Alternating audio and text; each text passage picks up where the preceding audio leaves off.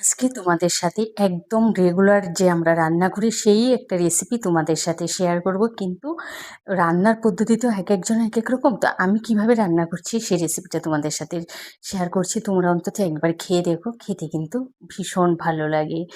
শুরু শুরু থেকে শেষ পর্যন্ত আমার সাথেই থাকো। ছোট্ট ভিডিও, যারা চ্যানেলে নতুন আছো প্লিজ চ্যানেলটা সাবস্ক্রাইব করে পাশে থাকা বেল আইকনে ক্লিক করে দিও। তো এখানে আমি 2 চা চামচ দিয়েছি তেল। তেল গরম করে নুন হলুদ দিয়ে তারপরে ডিমগুলো দিয়েছি। তেলের মধ্যে যদি হলুদটা দেওয়া হয় না, এতে কালারগুলো খুব সুন্দর হয়। তো দেখো, ডিমগুলোকে আমি খুব একটা কড়া করে ভাজবো না, ওই 2 মিনিটের মতো ভেজে নিয়েছি। এবার ডিমগুলোকে আমি তুলে নিচ্ছি। ওই তেলেই আমি দিয়ে দিচ্ছি আলু। আলুটা তোমরা কে কতটা খাবে সেই হিসাবে দিয়ে আমি এখানে 2টো আলু আবারও নুন হলুদ দিয়ে ভেজে নিয়েছি। তো আলুগুলোকে আমি 2 থেকে 3 মিনিটের মতো ভেজে নেব, যেহেতু এগুলো চন্দ্রমুখী আলু, খুব তাড়াতাড়ি সেদ্ধও হয়ে যায়। তো আলুগুলো কিন্তু আমার ভাজা হয়ে গেছে। এবার আলুগুলোকে আমি তুলে নিচ্ছি।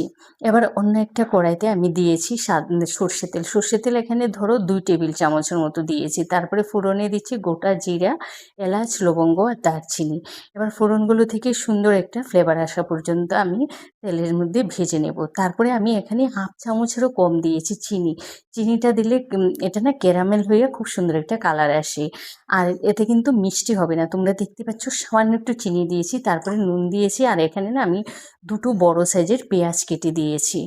পেঁয়াজটা আমি এখানে 2 বড় সাইজ নিয়েছি, আর ছোটো হলে তোমরা আরেকটা দিতে পারো। তারপরে পেঁয়াজগুলোকে আমি লাল লাল করে ভেজে নেব। আর ক্যারামেলটা হওয়ার কারণে না পেঁয়াজটা দেখবে একটু ক্রিস্পিও হবে, একটু বেরেস্তার মতো হয়, আর খুব সুন্দর করে ভাজাও হয়ে যায়। তারপরে 1/2 চা চামচ দিয়েছি রসুন বাটা, আর 1 টেবিল চামচ দিয়েছি আদা বাটা, একটা বড় সাইজের দিয়েছি টমেটো বাটা। এগুলোকে ভালো করে মশলার সাথে তোমার তেলের সাথে পেঁয়াজের সাথে কষিয়ে নেব। আদা রসুনের গন্ধটা যাওয়ার পরে এখানে রেগুলার মশলা দিয়েছি। 1/2 চামচ জিরার গুঁড়া, 1/2 চামচ হলুদের গুঁড়া, তারপরে দিয়েছি লঙ্কার গুঁড়া, আর দিয়েছি ধনে গুঁড়া। লঙ্কার ঝালটা তোমরা তোমাদের পছন্দ মতো দেবে। আজকে এই রান্নায় কিন্তু আমি কাঁচা লঙ্কা পেস্ট দিলাম না। আজকে ইচ্ছে করলে একটু লাল লাল ঝোলটা করবো, তো সেই জন্য আমি এখানে লাল লঙ্কার গুঁড়াটাই দিয়েছি। তারপরে মশলাটাকে 5 থেকে 6 মিনিটের মতো কিন্তু আমি কষিয়ে নিয়েছি। মশলা যত কষাবে স্বাদ কিন্তু ততই ভালো হয়। তারপরে দিয়েছি ভেজে রাখা আলুগুলো। আলুগুলোকে দেওয়া আবার 3 থেকে 4 মিনিটের মতো আমি কষিয়ে নিয়েছি। সমস্ত কিছু কষানো হওয়ার পর এবার দিয়েছি ভেজে রাখা ডিমগুলো। ডিমগুলো না অনেকে আছে যে তোমরা ঝোল দেওয়ার পরে দাও, কিন্তু আমি না মশলার সাথে একটু কষিয়ে দিই। এতে কিন্তু খেতে বেশ ভালো লাগে, আর ডিমের ভেতরে পর্যন্ত মশলা ঢোকে। আর ডিমগুলোকে আমি সেদ্ধ করার পর মাঝখান দিয়ে একটু কেটে কেটে দিয়েছি। তাহাতে কী হয় বলো তো, মশলাটা না ডিমের ভিতরে যায়। তাহলে ডিমটা দেখবে খেতে পানসে লাগবে না। তো জলটা দিয়ে আবারও 2 মিনিটের মতো আমি ফুটিয়ে নিয়েছি। তো দেখো, আমি না একটু আজকে পাতলা ঝোল করব বলে একটু গ্রেভিটা রেখেছি।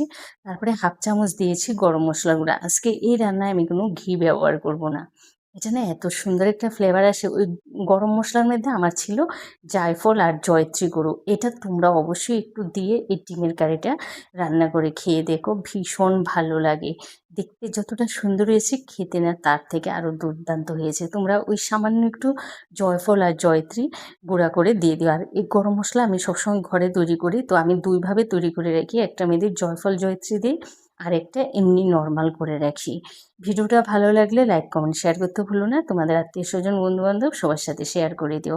ভালো থেকো, সুস্থ থেকো, টাটা।